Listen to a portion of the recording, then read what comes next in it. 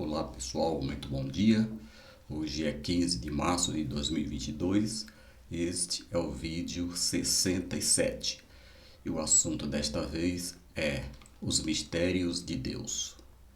Vamos seguir este roteiro, vamos ver duas definições, vamos ver uma introdução, o mistério de Cristo, o mistério da igreja, o mistério da fé, o mistério da vinda do Senhor e partir para a conclusão. Então vamos aqui ver uma definição. Um mistério nas Escrituras é uma verdade previamente escondida, agora divinamente revelada, ou seja, revelada por Deus. Essa é uma definição do Dr. Scofield. Eu tenho a Bíblia anotada por ele, chama-se A Bíblia com Anotações de Scofield. Muito boa essa Bíblia. Outra definição. Mistério, aquilo que só Deus pode revelar, assuntos que foram anunciados no Velho Testamento e permaneceram obscuros durante séculos, mas foram esclarecidos com a primeira vinda de Cristo, de Jesus, realizando a obra da salvação, cumprindo as profecias e a lei. Essa definição está no livro do Joel Leitão de Mello. Esse livro aqui ele fala sobre sombras, tipos e mistérios da Bíblia. Colossenses 1, 26 e 27 diz assim: o mistério que esteve oculto durante épocas e gerações, mas que agora foi manifestado a seus santos, ou seja, aos discípulos de Cristo, aqueles que aceitaram Cristo como Senhor e Salvador das suas vidas.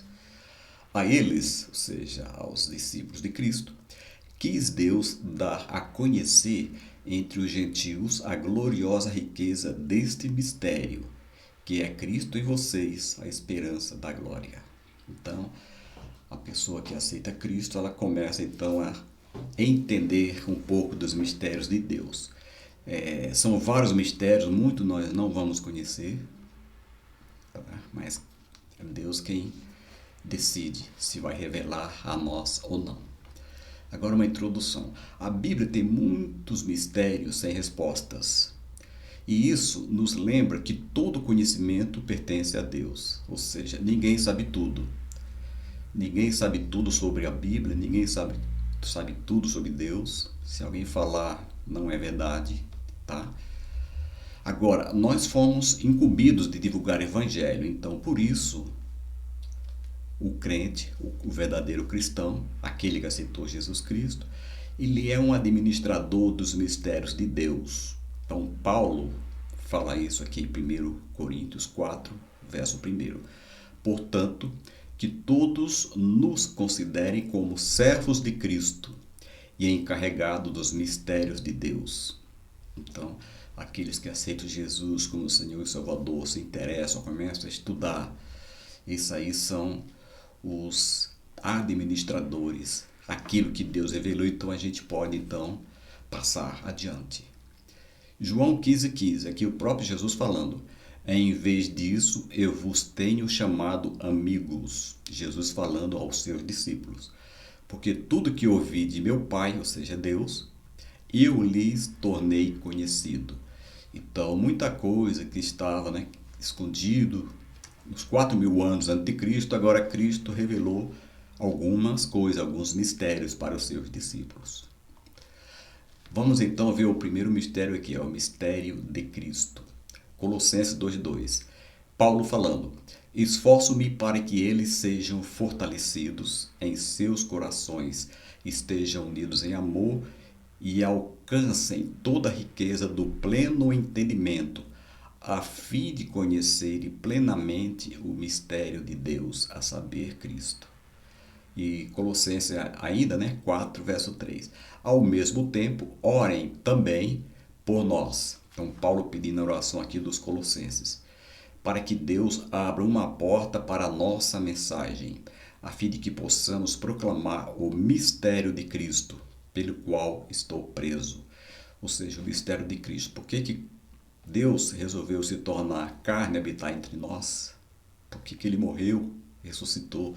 Isso tudo é mistério. E Paulo, então, agora estava encarregado de pregar isso aqui. Tá? Então, Paulo se esforçava para que os colossenses, ou seja, a igreja de Colossos, compreendesse melhor o mistério de Cristo. Por exemplo, a encarnação de Cristo, a sua pessoa divina e humana, ou seja, Cristo era 100% Deus e 100% homem. E o poder da sua morte para regenerar o pecador são pontos incompreensíveis para o homem natural. Então, o homem natural não entende que Cristo morreu a nossa morte para que nós possamos viver a sua vida. Tá? Voltando. Cristo morreu a nossa morte para que nós possamos viver a vida de Cristo. Isso o homem natural não entende. 1 Coríntios 1, 23 e 24.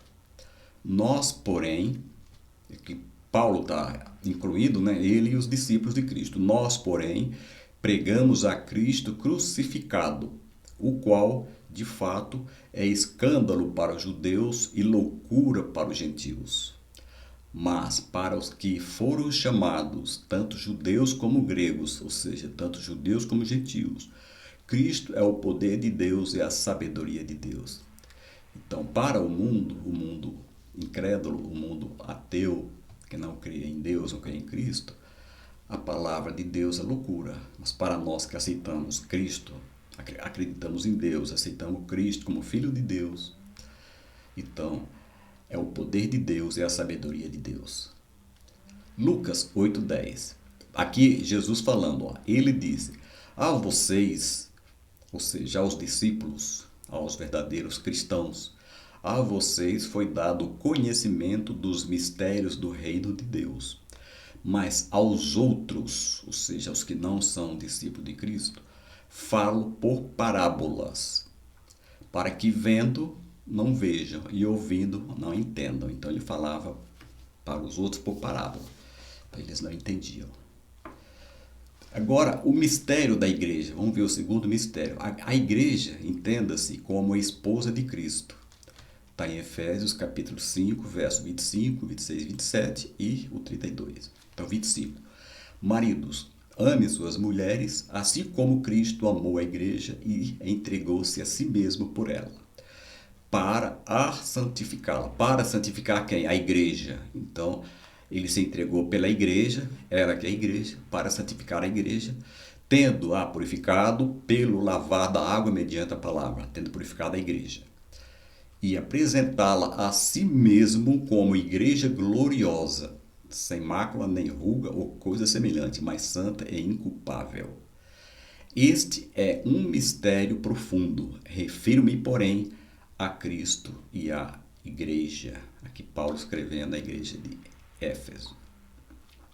Aqui eu montei uma tipologia.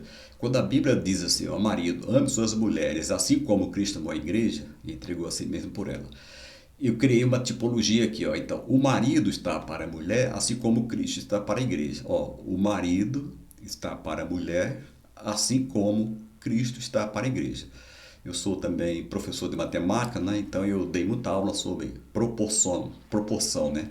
Que é a igualdade entre duas razões. Então, A está para B, assim como C está para D, por exemplo. Então, o marido está para a mulher, assim como Cristo está para a igreja.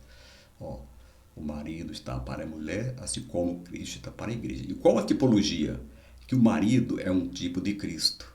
A mulher é um tipo da igreja.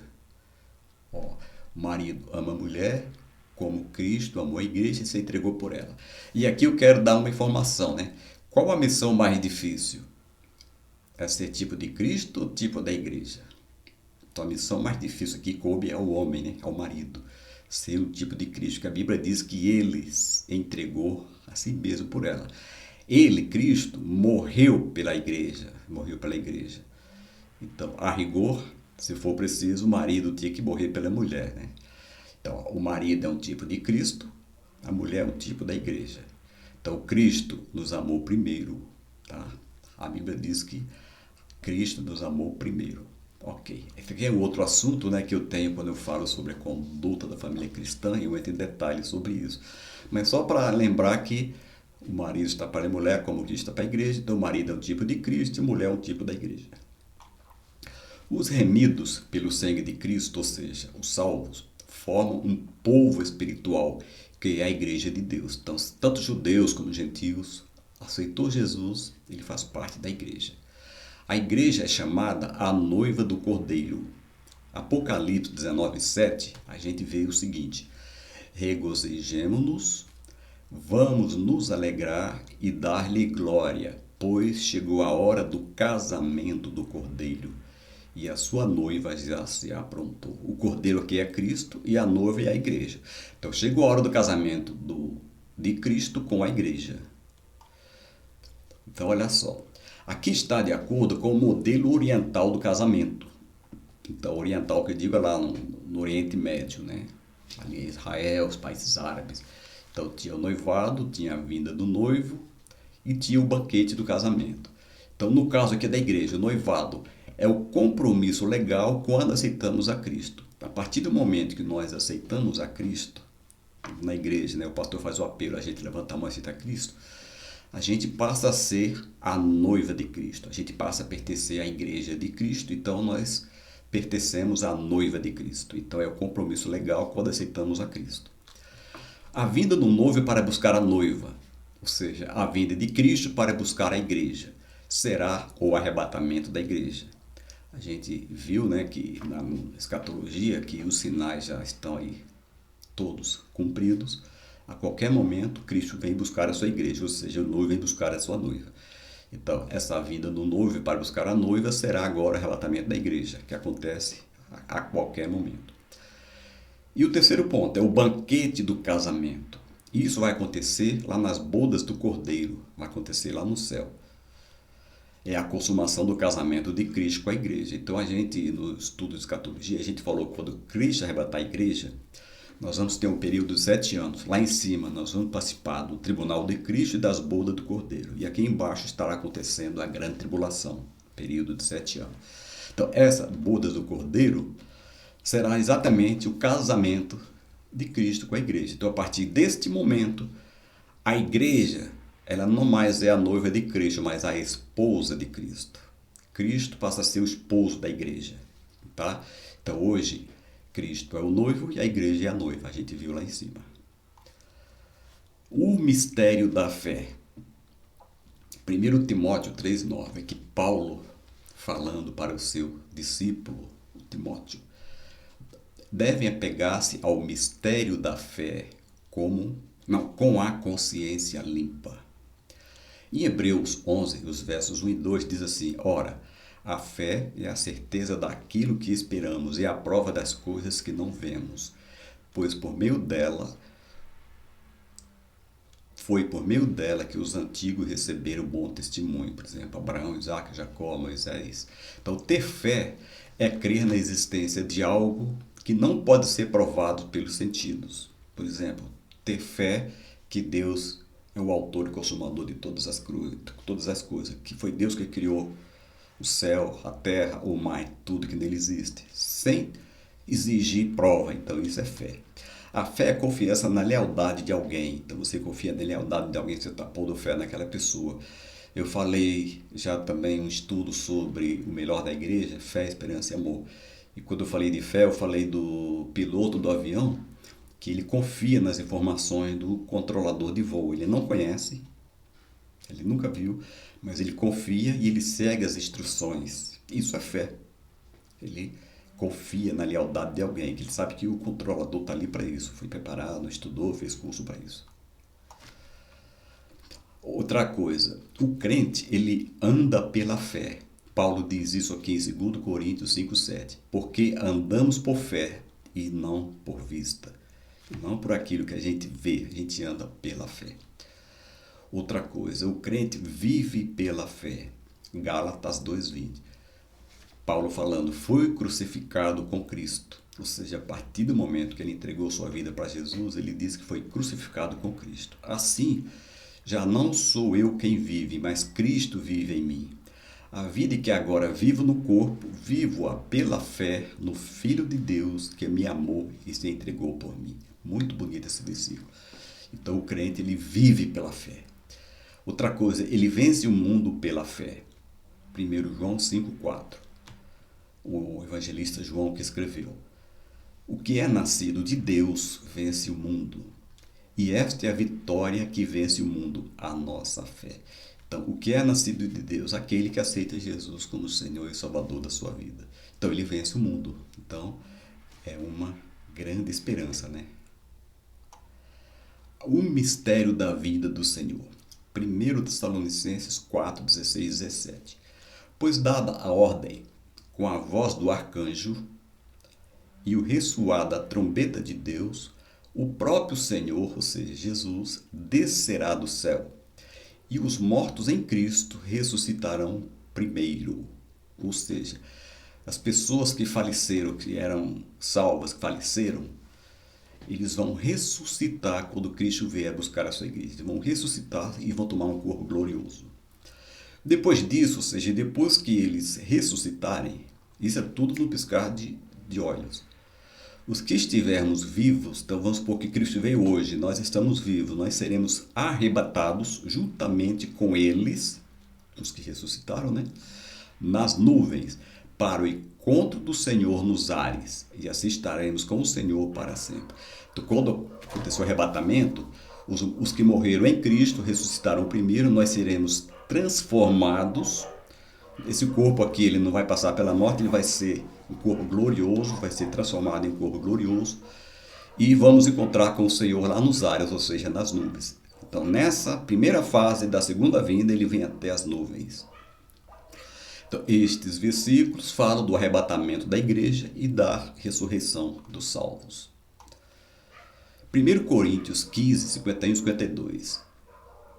Paulo falando: eis que eu lhes digo um mistério. Estamos estudando os mistérios de Deus na Bíblia.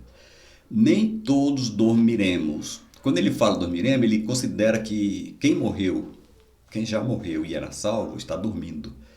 Nem todos dormiremos, mas todos seremos transformados, ou seja, o que estivermos vivos.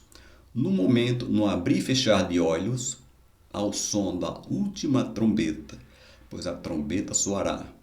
Os mortos ressuscitarão incorruptíveis e nós seremos transformados. Então está combinando com aquele que eu li lá em Tessalonicenses. Os incrédulos, ou seja, aqueles que não creem em Deus, acham isso impossível. Pensam que o mundo continuará para sempre como está e que Jesus não voltará mais aqui na terra porque ele foi rejeitado no passado. Isso não é verdade. Ele vai voltar, ele mesmo falou.